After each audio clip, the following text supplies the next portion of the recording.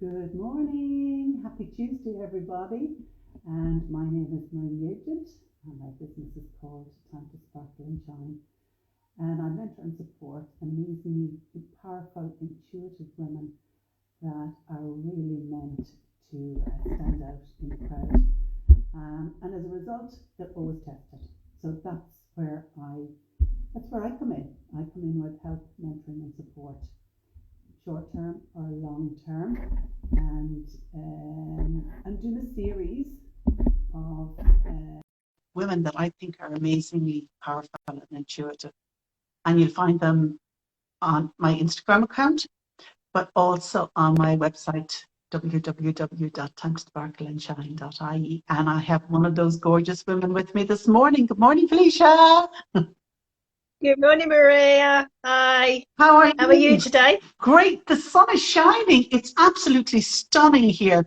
I was up to the shop this morning and I had the top down in the car, the hair flying in the wind, and I was like, God, it's good to be alive. Exactly. Just realised my camera's not exactly allowing me to go further down, which would be brilliant for me to see my lower half rather than just my head.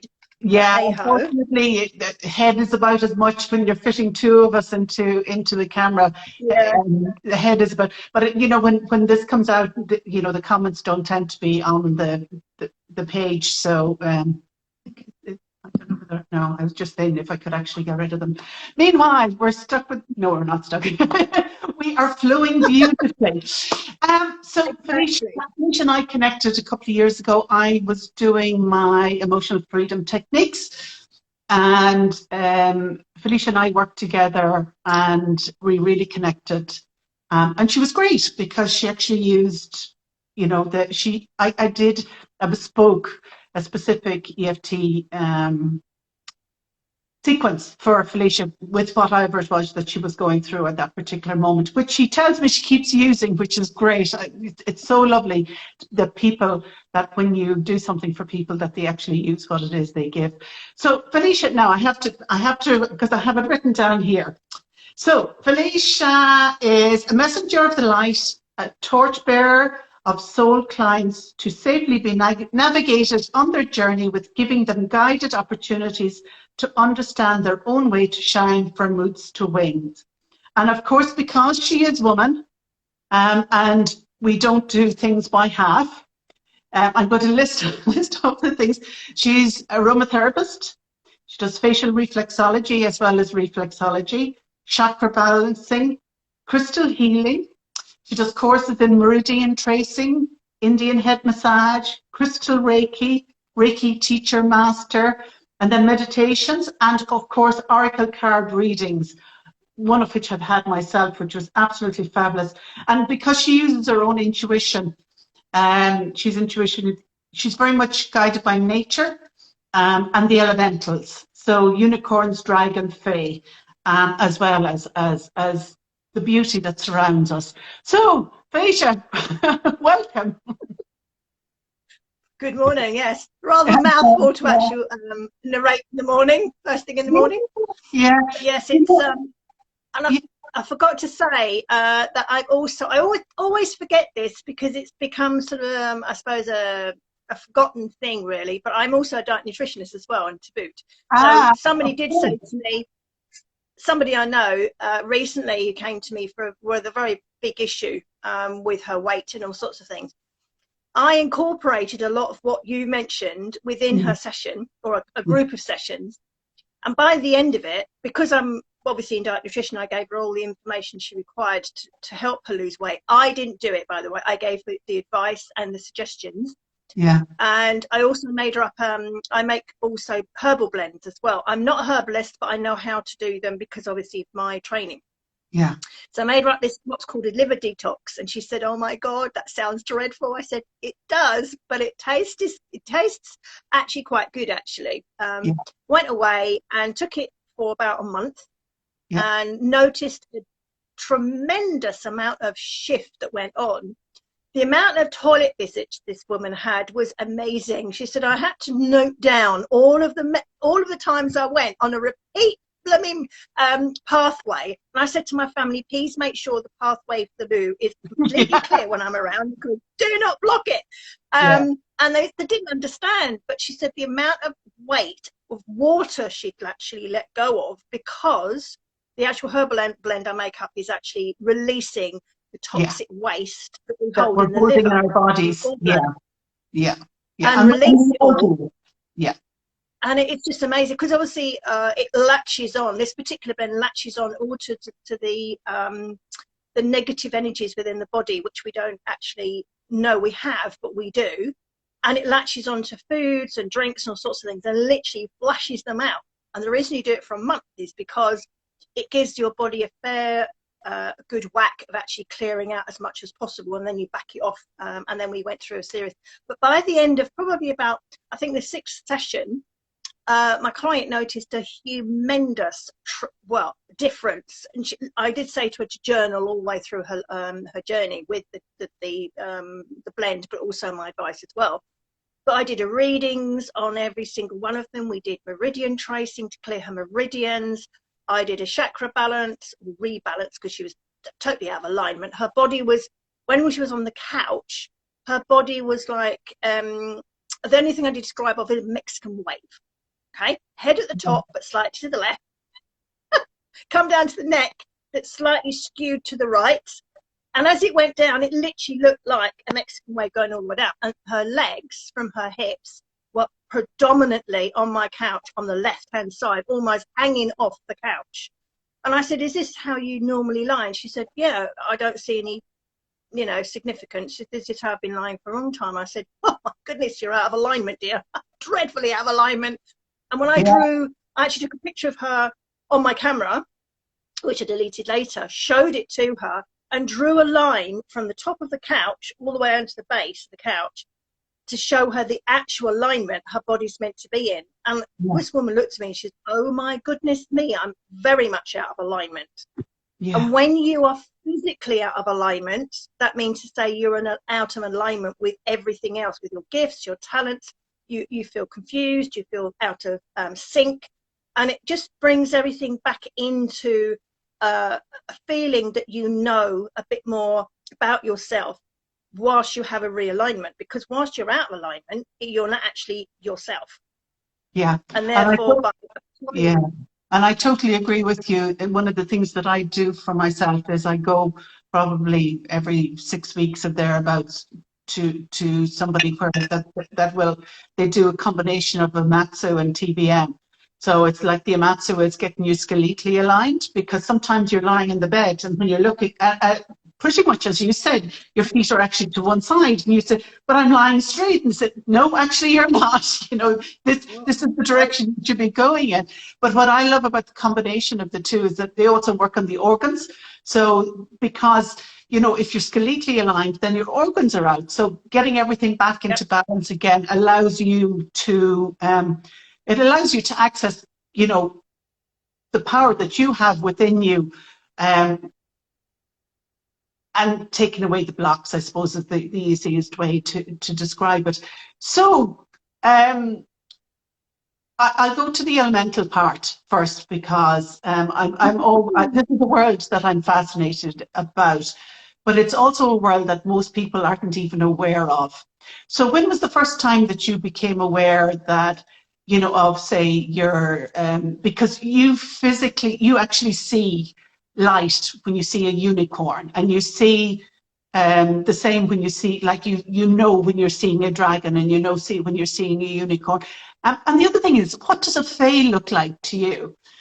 Because that we've spoken before about the way you saw unicorns, and then the dragons or whatever, and then what does a fae look like? So we start with the unicorn. When was the first time that you were aware of a unicorn, and how did you know that was what it was?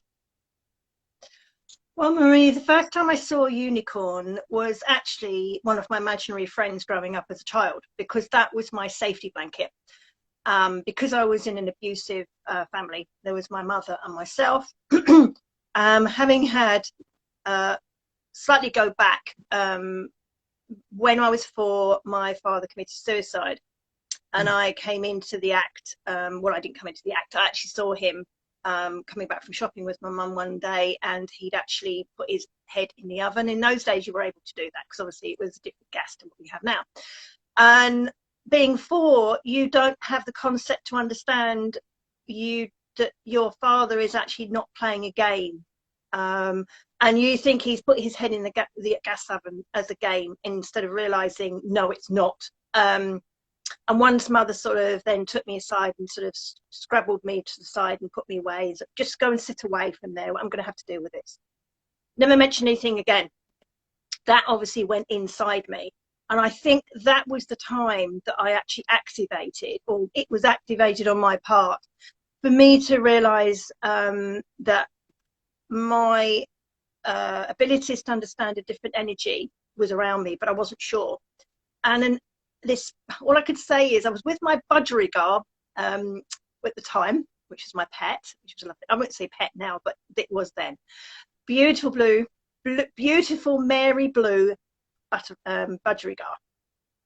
All of a sudden, this budgie was tweeting away, merrily away. And then all of a sudden, in the background of the cage, which I didn't actually like it, the cage being shut anyway, I always left the door open.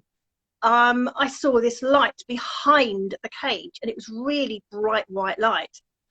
And I sort of thought to myself, in your childlike mind, you think, oh, should I mention this to my mum? And you think, maybe not actually, because you'll be sort of freaked, because obviously you've got to deal with my dad at the moment. And I saw this white light, but I didn't understand what it was at the time, because obviously being in an abusive family that I was in, I won't go into details, but it was my mum's mainly. You tended not to say too many things that were out of the ordinary, because you got a whack or a thrown across the floor or whatever. So I didn't say anything, kept it to myself. That was my first initiation to seeing my unicorn, which I didn't understand. But I did understand later on, when I was a 6, it appeared to me again, although it was always with me apparently, and keeping me safe as best as possible. Even though they knew that I had to learn my lessons, they made sure that I was always kept safe, and resilience and resistance was still there. And by the age of 6, I was actually in, mum had to put me into a foster home. And that was an excitement, well, I wouldn't say excitement at all, but that was absolute horror beyond. The unicorn was with me again. And again, it was my imaginary friend. I used to talk to my imaginary friend all the time. I gave it a name. Don't ask me what it is, because I'm not able to remember now. But it was always there. It arrived always on time when I was just about being ridiculed or abused.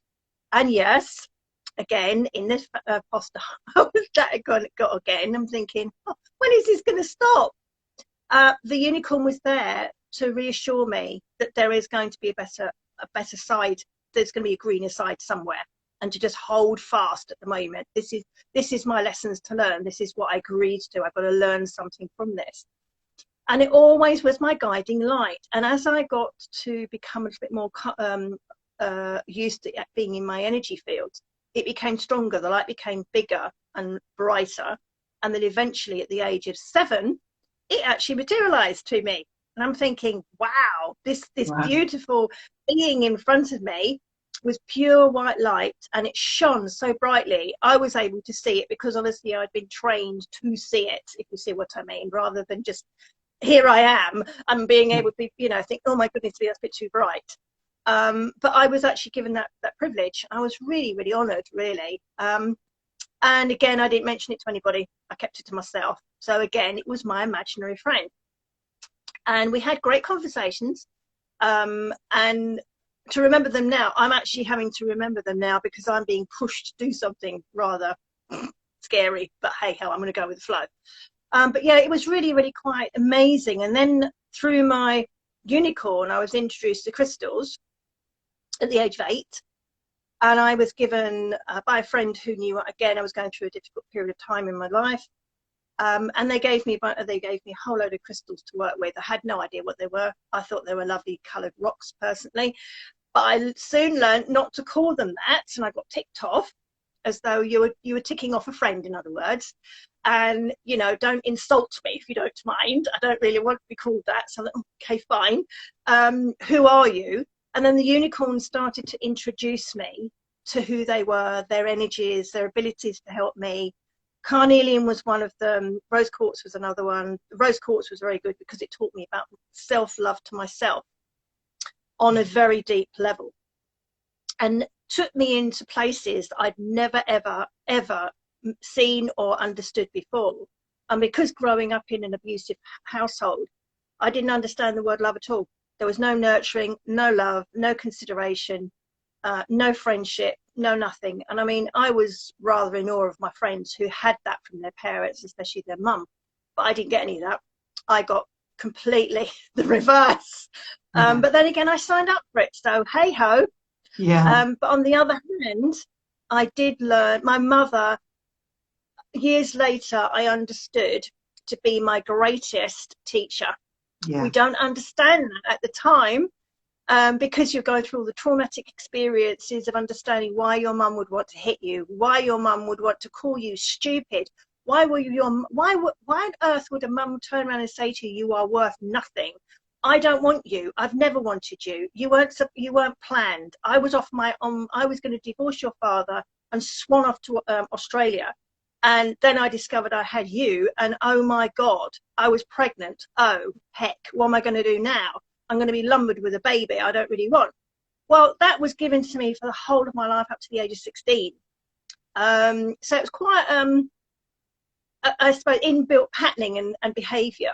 And, you know, you got to that point, well, no one's going to want me. Who am I? I'm nothing.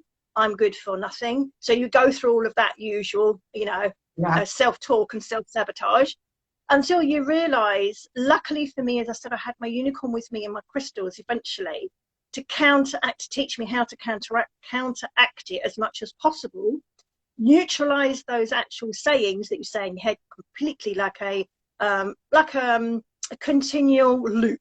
And then you soon learn to not how to necessarily how to reverse it or say something else to yourself, but neutralize it until when I got to the age of, I think, 11, I changed schools by that time, and I was always changing because my mum was always moving from here to there, trying to find work. I was never in the same place at the same time long enough to gain friends, or in schools either. So I sort of had friends for a period of time.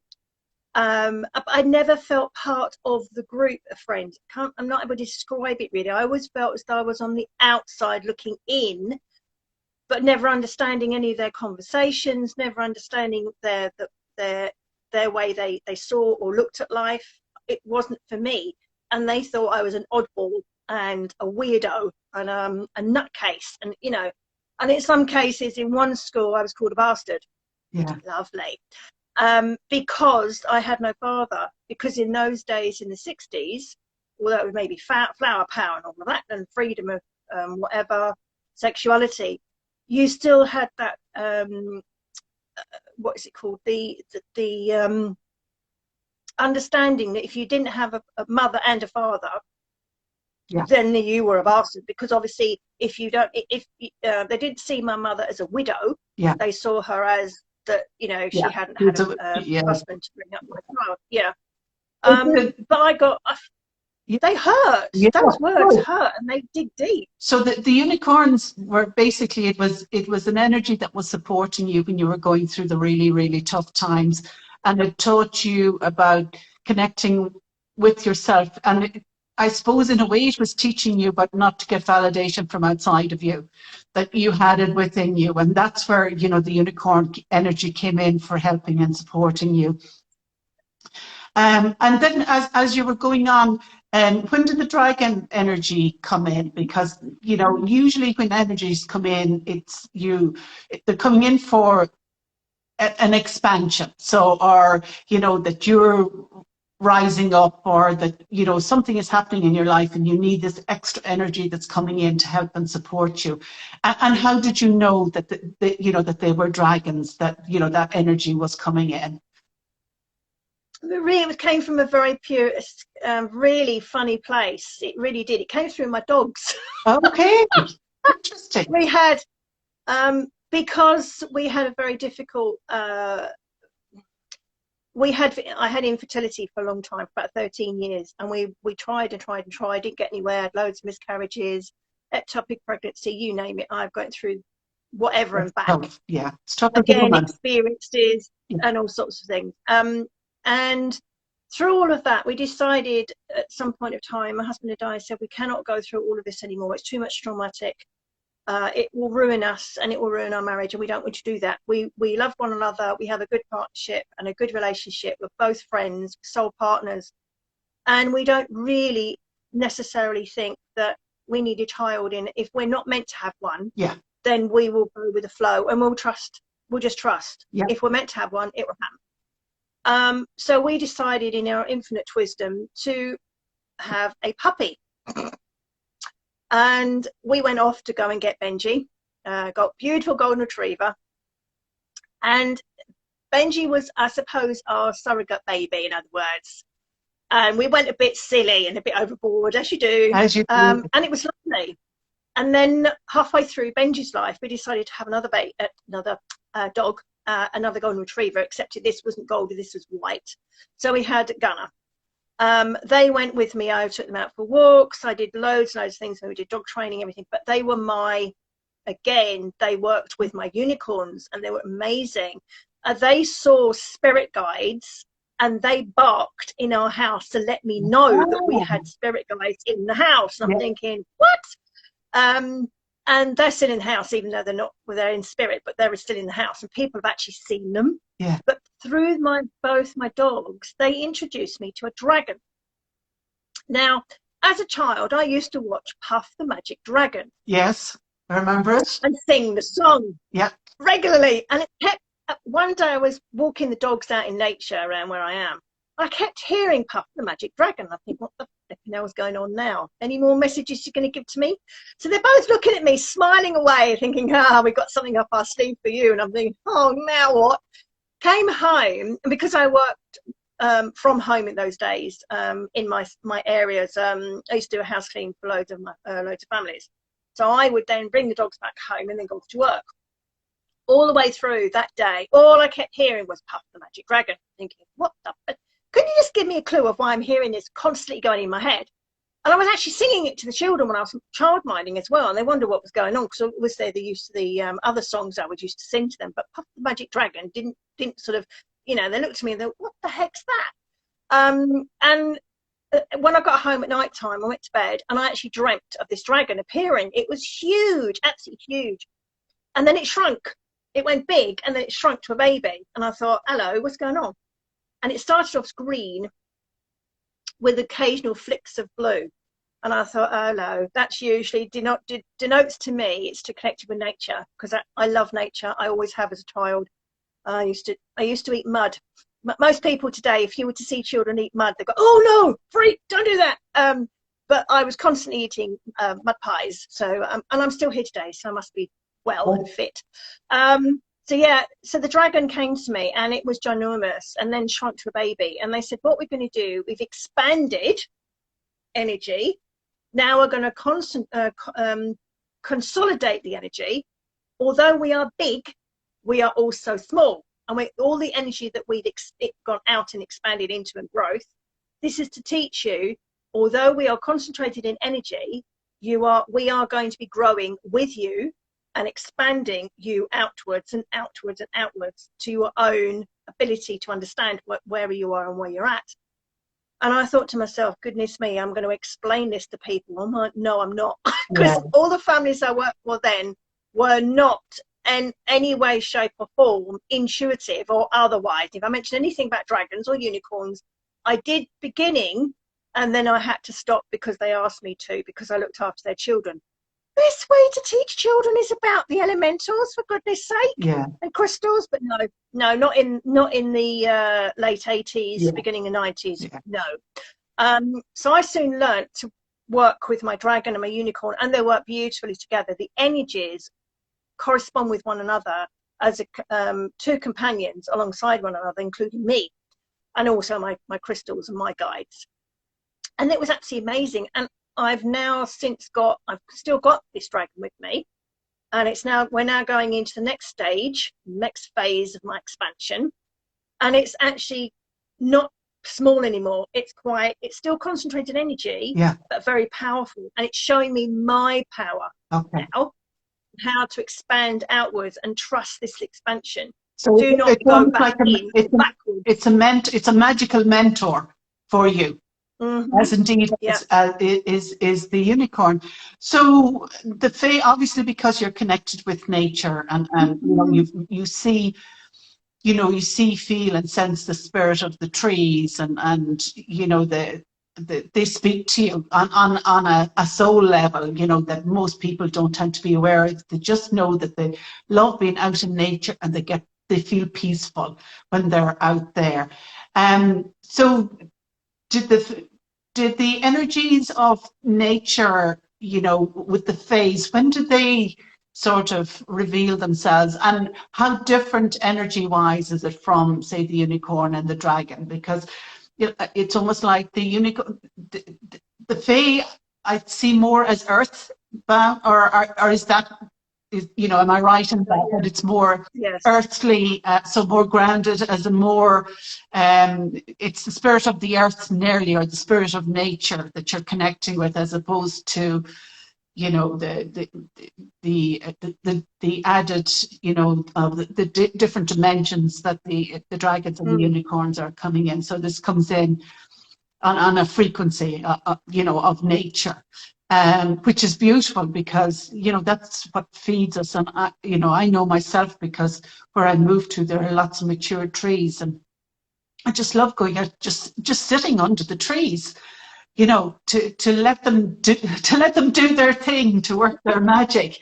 So for phase, then, how different was that for you, you know, in seeing them or feeling them, or and do they only come when you're in nature? Do you only? I suppose the first time I saw a fairy, and usually I see fairies as colour. They usually come to me when I first started to see them. It was when I was trapped in a particular situation, and I was in a garden in someone's shed because I was hiding. It was whilst I was in foster care at the time, and my unicorn was with me, because it was showing me that to hide in this shed away from this woman who was abusing me, and to get away from her. So I ran away, in other words, for the fourth time, get running away. And on this occasion, it was in the depths of winter, freezing cold. Snow in those days was deep, Yeah. whereas now it isn't, but it was very deep. It was sort of up to your adult waistline sort of thing. So for a child of, you know, 7, it was quite a traumatic experience, and heavy going, walking through snow. And I found this particular shed in someone's garden, which was my bolt hole, I suppose, in a way, to get out away from her. I didn't know whose shed it was. I don't know. I was soon to learn that one. And whilst I was sort of curled up in the corner with a sack over me, which I'd found, the unicorn had actually found in this shed and covered me. It was amazing. And all of a sudden I saw these lights dancing on the window.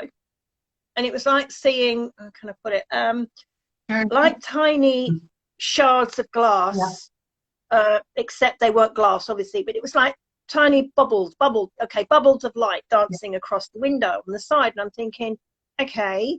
I had to blink several times because I was wondering what was going on. And I said to my unicorn, why am I seeing these things? What are they exactly? And they said, these are your earthbound guides. And I said, okay, fine.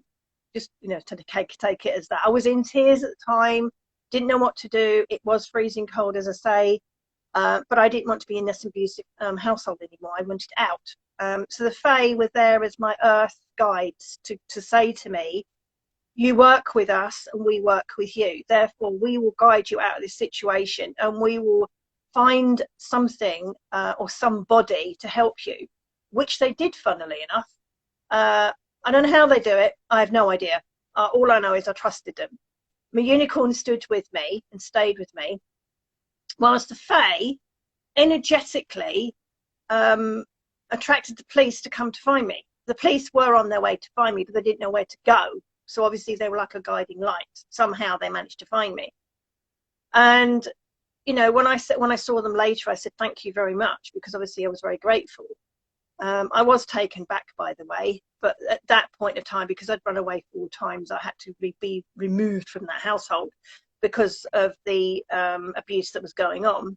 And therefore, I was taken more seriously, because in those days, in the 60s, you weren't, as a child, taken seriously. It was the adult against you. Yeah. And the child was not, the word of the child was not taken so seriously, because they thought you were just being stupid and silly and being overreactive and all. I've heard it all. Believe you me, I've heard all of these scenarios under the sun as a child, to be accused I was telling lies. In other words, I was not telling lies by any shape or form in the abuse that was going on.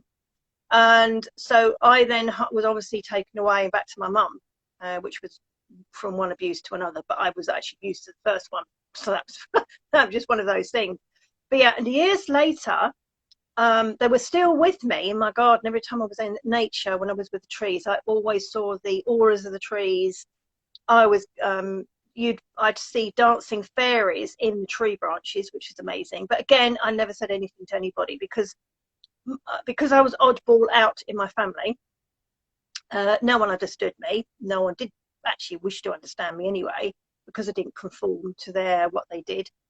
I was seen as a wild child, which is fine. Now I realise wild child is being fantastic, because you're living your own imagination, your own life. You're not conforming with anybody else's, and you're walking your path.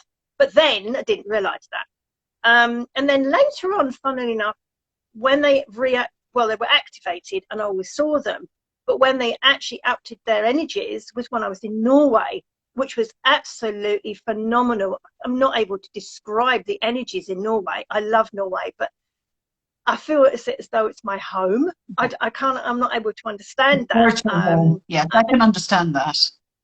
As soon as I placed my foot onto the tarmac at Oslo airport and I got off the plane in 2012, I said, turned around to my husband and said, I'm home. And he went, what? We've just left home in the UK. I went, no, this is home. And he went, no. And I'm going, yes. And he says, he now understands it. Yeah. But he didn't then. Yeah.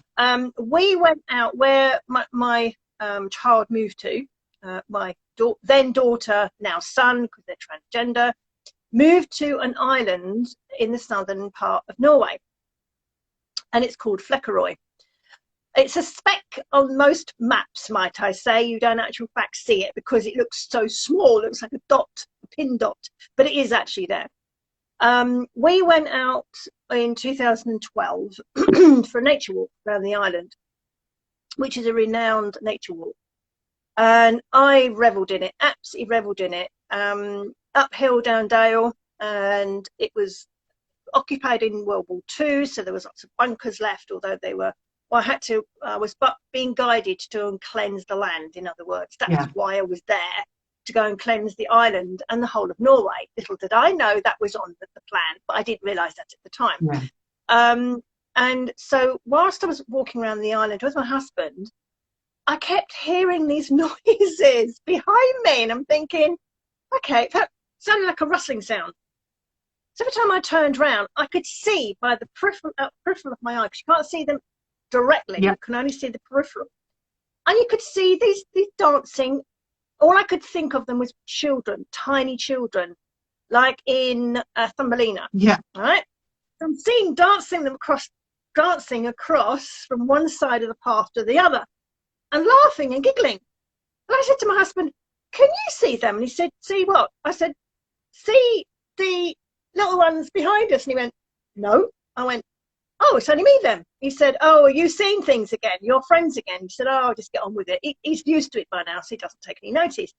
But I'm not joking. They were little tiny fairies. They weren't dressed up like we see them as girls, like frou-frous and things like that. They were in their own type of dress.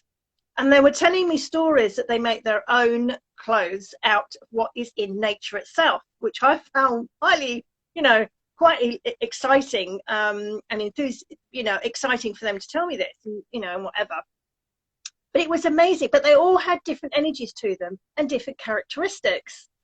And because we were there on a holiday for a week, I got to know them and every time we went over there, I went on this country walk, more would come out from the rocks, from the trees, from the earth, and from the sea, because this island obviously is surrounded by sea. Or for obvious reasons, it's an island.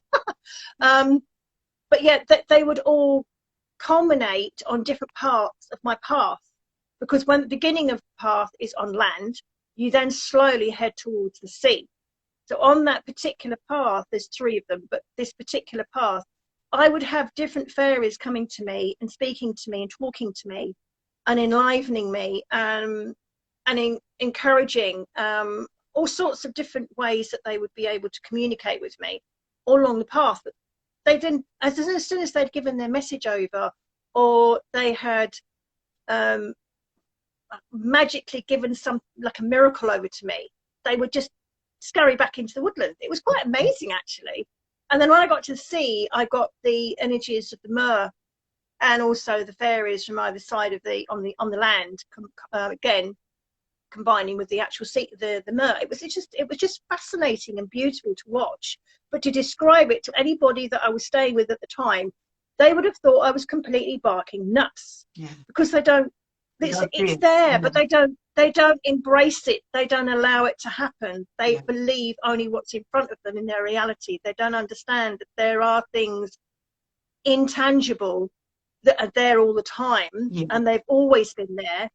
And it's the magic. They don't allow the magic to come in. Yeah, and I think me being me. Yeah, and I think that's very much something that, you know, for people that are working with you, because you embody the magic, that of all of these supporting energies that come in that have allowed you to expand, that, you know, you, because you also wanted to work physically with people, then you started doing, you know, training in say aromatherapy and reflexology and all the things that you can, when it's almost like the magic comes through you and works on the body of the people, then that you're, you know, the Hopi ear candling, all of the things that because you embody the magic, you know, you're imparting it, it's coming through you to the people that you're working with.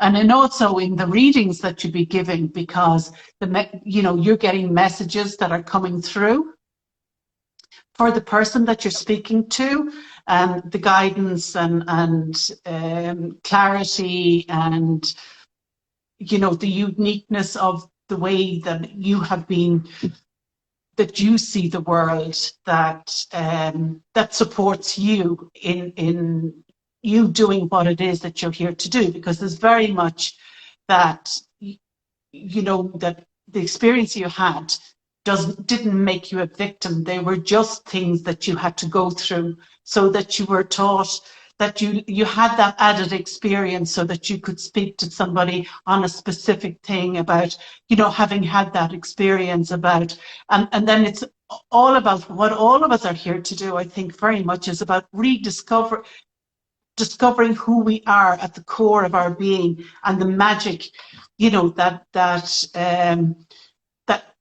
going and searching for the answers that fill you with truths that you haven't heard of yet, but that you're searching for. And I think that's very much, you know, when people work with you, that's what it is that you're, you know, that you do. And I love the fact, because I have, I've ordered a necklace from you.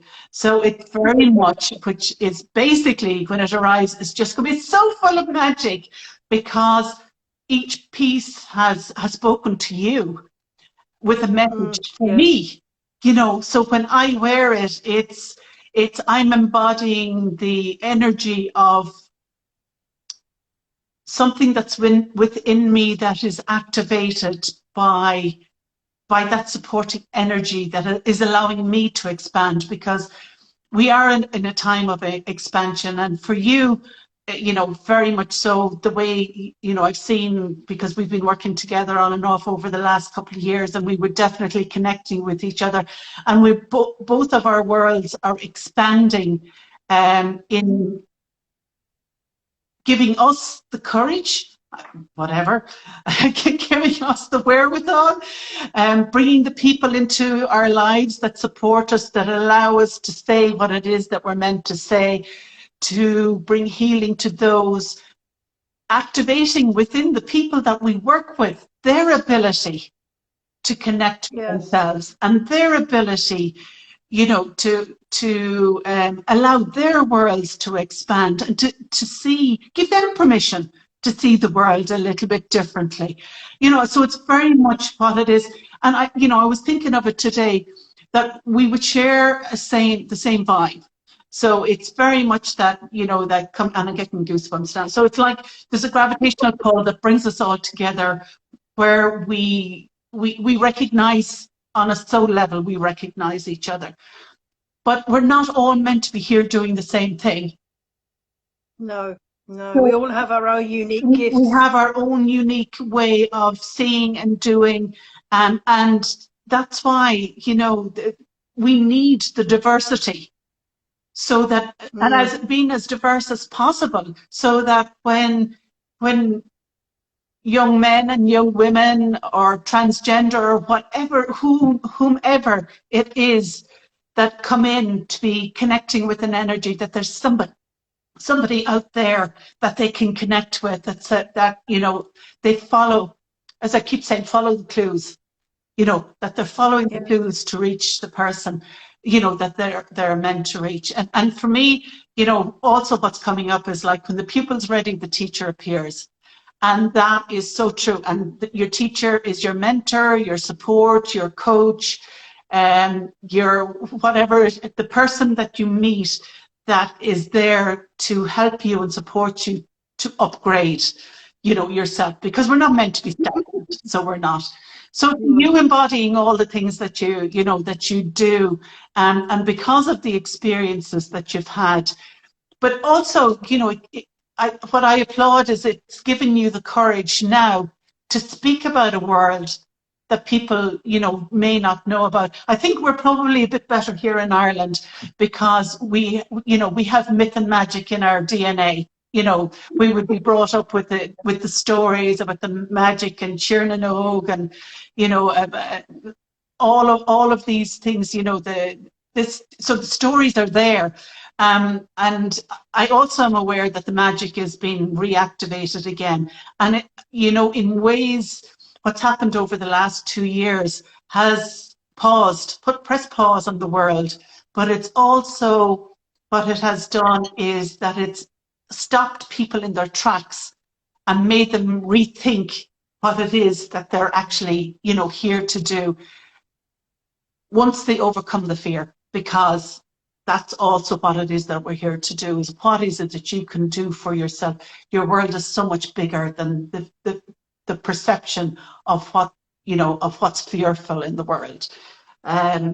So for people, Felicia, that want to get in contact with you, that want to work with you, how do they contact you? So whether, obviously the physical things, you know, you need to be living in the UK for that to happen, but because we can, you know, also the magic of what's happened is that we've opened up our worlds, so we now work online, you know, so the one-to-ones, the readings, you know. So from a one-to-one point of view, energetically, what is it that you can do when people connect with you? Like, what's the range of energies that you use or bring in with you? I'll give you a couple of quick examples. Somebody posted up a post the other day on Facebook, although I don't usually go to Facebook these days. I'm weaning that off. I'm going over to Instagram more. And they put up a post saying they were going through a bit of a traumatic experience at the time with a friend who'd recently died unexpectedly. And they'd gone in to report that they had a stomach problem.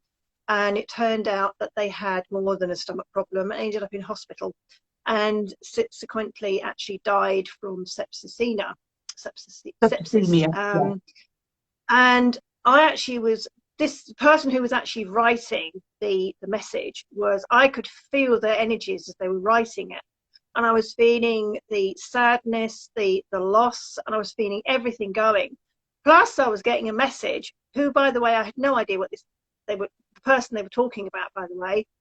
I was getting a message from the person who had died that they were writing about, to say that they had a message for their friend, and can I pass it on to them?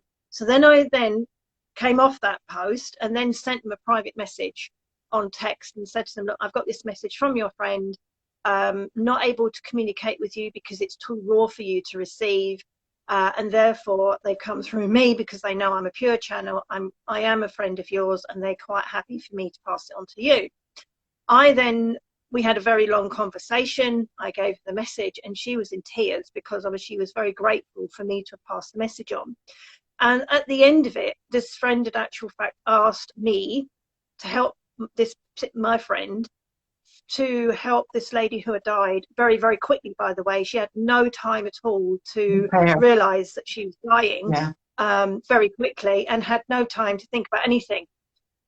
So she wished to know how to pass over to the other side in a way where she would be able to understand where she was going. So we did it together, which is beautiful. And that was purely from a message posted up via someone else on media. It was nothing. It was nothing connected to me. It was purely I was being given the message to pass on, because the other person writing it was in such a traumatic experience and going through all of this if buts and maybes and why didn't I see this, and because of that she was blocking her friend communicating. So because I was minding my own, doing my own writing at the time, and then connected with my nature, I was outside in nature at the time, and they communicated with me and asked me for permission first to do that and passed it on to me, which I was grateful for. And then I passed it on to that person. And then she was very, very grateful. And she actually then booked, because she wanted to come to me personally, because she wanted a healing herself. To help her through the trauma of her and also the sadness and the grief and everything of losing her very best friend. So she came to me, but that wasn't my intention. My intention was purely to give over the message to the person, and that was all I was doing, not actually having any intentions that I was going to grab someone else's to book me. No, I wasn't in it at all. Nothing, because I don't work that way. This lady knows that. But isn't it interesting that that's sort of like another aspect that's coming through, like the whole thing of not only from nature or from your higher self or from the universal messages that's coming through, but it's also from the people that want to connect with the people that that are working with you, so you become a conduit for that sort of thing. So for Felicia, then, if people want to get in contact with you for readings or for healings or for whatever it is that they feel guided to come to you for, how do they get in contact with you? I do have an Instagram, which is Felicia Banks 77. You can send me a message on there, which I'm getting used to, in actual fact, doing my messages on there now. I do have a Telegram account, which is just Felicia Banks, intuitive healer teacher. I do also have a Facebook, but I'm weaning myself off at that at the moment, because I think Instagram is far better. Or you can send me a text message, and my number is 07976 813322. Yes, I remember that off pat. I do have a website. At the moment it's in the being renewed at the moment, so it's still live, but there's loads of alterations going to start happening. Lots of new things are going on there and other things coming off, and that is www.feliciawbanks.com. Now it will take you over to my old company name, which is Crystal 8 Rainbows, but eventually it will be turned over to my personal name. But in the interim period, that is what it is. But most of the details of what I do is on there, but obviously it's going to be changing, because there's lots of changes that I'm being nudged and pushed into doing, and there's no way of doing it. Avoidance is not. It's not. It's actually no. There is no, there is only way, and the only way is up, literally, in the words of the song. That's absolutely fascinating. So for anybody that wants to get in contact with Felicia, they'll be able to do it through that. I will be posting this interview on my Instagram and YouTube channel, and then I'm putting them all onto all the interviews that I've done. I'm putting them onto my website, because I do believe that part of what it is that we're here to do is to support each other. And on all of those videos that I've uploaded, I've also included because you're already on my website, but I've also included links to the person that I'm talking about or talking to, so that, you know, if you do feel guided to go with them. Yeah. So I just sent a message. I just sent a message, Marie, for you. Are you able? Excuse me, Archangel Gabriel. I am listening. Thank you very much. Between Archangel Gabriel, who's the messenger angel, and my guides, my intergalactic guides, are saying to me that you are, if you can, put the videos of everybody onto your YouTube channel, because I know you've got a YouTube channel. Yeah, no, and that goes. Yeah. That is expansion as well, and I've just had this message. You are to upload them onto there as well. Yeah, no, I've done that. Thank you very much. I have been ahead of you. I've also, each time I do them, I've been blessed with a great friend who showed me basically how to save on InstaSave. And when I do that, then I post them to YouTube. So they're all available on YouTube also. So they are. So I'm there before you. Obviously that was a confirmation then from my guides that this is the way to go. This is the way to go. Listen, Felicia, as always, an absolute pleasure. I will talk to you again soon. A big hug of love. And you know, may everybody that's watching this be just surrounded with the love of unicorns, dragons, fae, nature, and just universal love. You know, that's crystals. I apologize. And crystals. Bye, sweetheart. Bye, everybody. Take care. Bye, bye, bye. Bye.